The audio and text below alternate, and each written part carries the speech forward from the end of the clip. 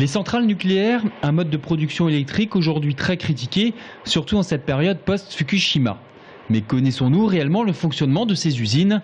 C'est en tout cas ce que 302 visiteurs ont pu découvrir ce week-end en entrant dans les entrailles du centre de production électrique de Saint-Laurent-des-Eaux. Je ne connaissais pas trop la centrale nucléaire, après tout ce qu'on en dit. Savoir comment ça fonctionne, tout simplement. Ça vous fait pas peur? Pas plus que ça, non. On va voir. Peut-être que j'aurai un autre avis en ressortant, je sais pas.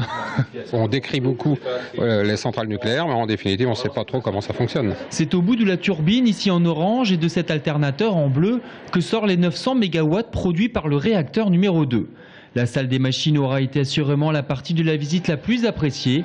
Mais le parcours de plus de 2 heures a aussi permis de faire découvrir les alentours du bâtiment réacteur et le simulateur des salles de commande. Moi, la visite, je l'ai trouvée parfaite. Super intéressant parce que j'ai appris plein de choses. Rassurant en tout cas. Je trouvais que les installations étaient bien propres. Alors après, c'est que ce que l'on en voit. On sent vraiment qu'il y a des technologies qui sont importantes derrière.